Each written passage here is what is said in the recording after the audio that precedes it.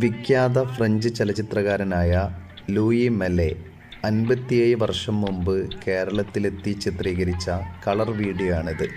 1969 ഫ്രാൻസിലെ ടിവിയിൽ ഈ വീഡിയോ പ്രക്ഷേപണം ചെയ്തിരുന്നു.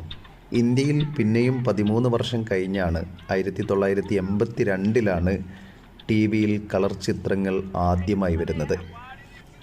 ഇന്ത്യയെപ്പറ്റിയുള്ള 7 ഡോക്യുമെൻ്റിലെ ഒരു ഭാഗത്താണ് കേരളത്തെ പറ്റിയുള്ള ഈ വീഡിയോ ഉള്ളത്. കേരളത്തിൽ നിന്നുള്ള ഒട്ടേറെ ദൃശ്യങ്ങൾ ഈ വീഡിയോയിൽ നമുക്ക് കാണാൻ സാധിക്കും. കേരളത്തിലെ മത്സ്യത്തൊഴിലാളികളുടെ ജീവിതം, കയർ തൊഴിലാളികളുടെ തൊഴിൽ രംഗം, കർഷകരുടെ കൃഷിരീതി, തോട്ടം തൊഴിലാളികളുടെ തൊഴിൽ രീതി, കർഷക റാലി തുടങ്ങിയവ വീഡിയോയിൽ നമുക്ക് കാണാം. കേരളത്തിൽ അന്ന് EMSൻ്റെ നേതൃത്വത്തിലുള്ള കൂട്ടുകക്ഷി മന്ത്രിസഭയാണ് ഉണ്ടായിരുന്നത്. കേരളത്തിൻ്റെ മുഖ്യമന്ത്രി EMS, മന്ത്രിമാരായ ഗൗരിയമ്മ, CH മുഹമ്മദ് കോയ എന്നിവരുടെ അഭിമുഖങ്ങളും വീഡിയോയിലുണ്ട്. വലിയ കമ്മ്യൂണിസ്റ്റ് നേതാവായ AKGയുമായിട്ടുള്ള അഭിമുഖവും വീഡിയോയിലുണ്ട്. AKGയുടെ ഏക കളർ വീഡിയോയും ഇതാണ്. ലൂയി മെല്ലെയുടെ ശബ്ദത്തിൽ ഫ്രഞ്ച് ഭാഷയിലുള്ള വിവരണമാണ് വീഡിയോയിലുള്ളത്. Les chalutiers ramènent en particulier des crevettes de bonne qualité qui sont traitées dans cette petite usine. L'œuvre est exclusivement féminine. Avec la surpopulation et le chômage qui sévissent ici, rien n'est mécanisé. Presque tous les chrétiens de l'Inde sont concentrés au Kerala. Ils représentent près du quart de la population de l'État. Cette communauté serait très ancienne puisqu'elle prétend remonter à saint Thomas l'apôtre, venu ici d'après la tradition convertir les Indiens.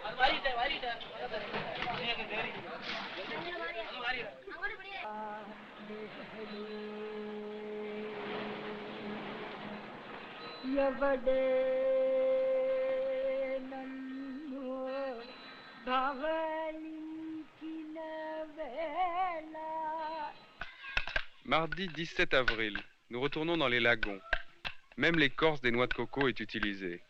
Les villageois la font tremper dans l'eau pendant 6 mois, puis ils la battent pour en détacher la fibre que les femmes ensuite démêlent et filent sur des rouets primitifs. Ce n'est pas une matière de premier choix, mais on en fait de la ficelle ou des nattes grossières.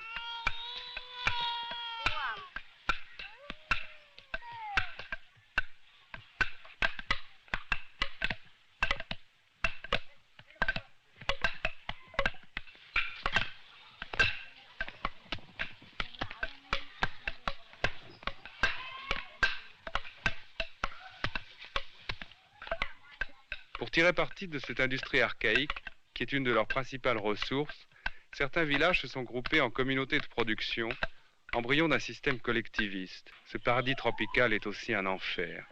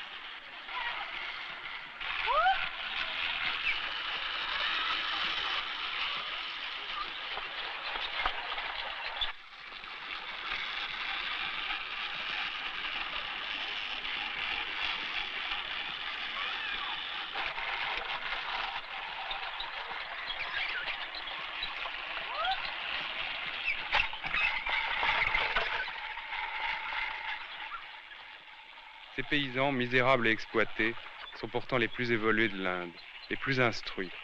Le taux d'alphabétisation du Kerala est le plus élevé du pays. Il n'est donc pas surprenant qu'ils soient aussi les plus politisés. C'est ici et au Bengale que se trouvent les partis communistes les plus importants de l'Inde. Le premier ministre du Kerala est communiste. Je me suis posé beaucoup de questions sur les communistes indiens. Tout au long du voyage, j'ai interrogé des dirigeants sur leur force réelle dans le pays, leur tactique, leur division en deux grands partis rivaux, qu'on appelle bizarrement ici communistes de gauche et Dimanche 15 avril, grande manifestation communiste à Trivandrum, capitale du Kerala.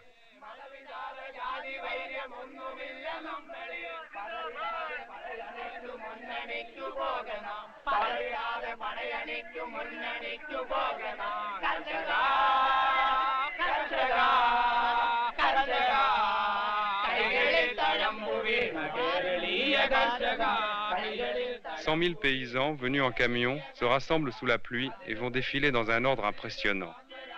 La manifestation a deux buts contradictoires. D'une part, soutenir Namboodiripad et son gouvernement. C'est presque un défilé officiel avec l'appui du pouvoir.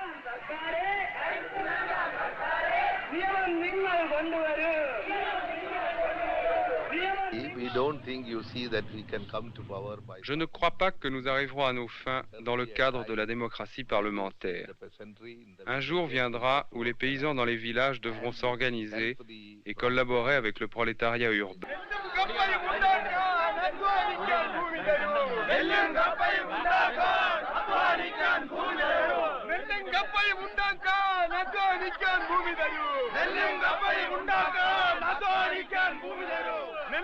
Qui ont provoqué cette scission. Certains d'entre nous voulaient collaborer avec le parti du Congrès, le parti qui est actuellement au pouvoir à Delhi. Nous avons rompu avec eux. Madame Gauri Thomas, ministre de l'Alimentation du Kerala, est un exemple pittoresque de... Mohamed Koyas illustre le paradoxe de ce gouvernement de coalition.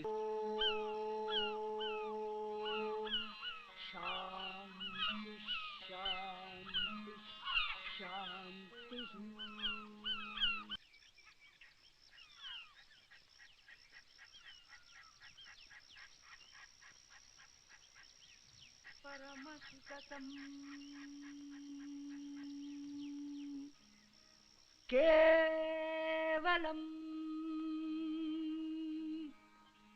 Jnanamutim Dvandvatitam Gagana Shadrusham Tattvamasyadirachyam Yekam Vimalamachalam Sarvadhi. Il s'agit d'en faire partie, de s'y intégrer. Qui nous battons avec le temps dans une course absurde au bien-être matériel et qui ne sommes égaux finalement qu'en solitude. Machine à coudre sur une route déserte.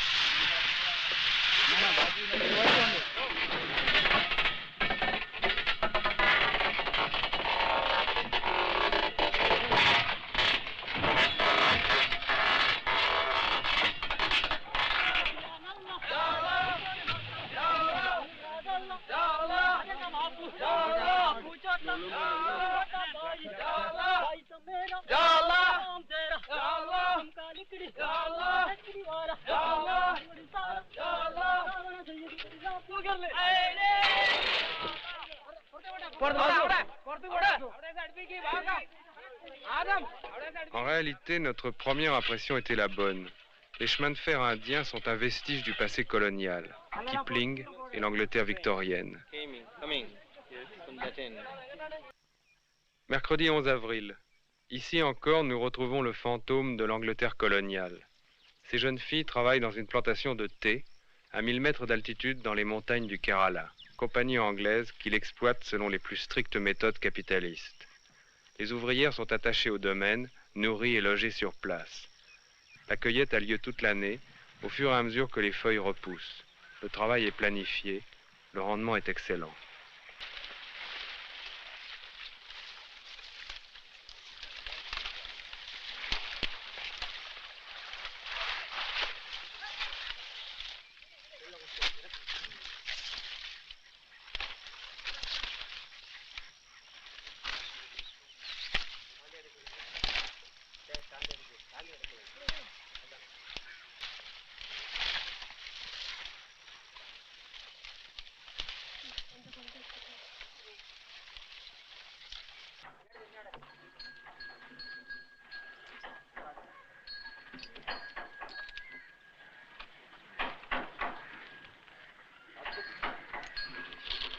En redescendant vers la côte, nous filmons d'autres éléphants, mais ce sont des esclaves.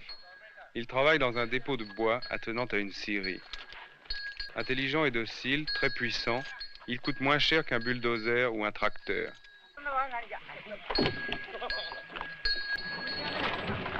L'Inde du livre de la jungle, l'Inde qui était restée si longtemps le paradis de la vie sauvage, n'échappe pas aujourd'hui à cette règle.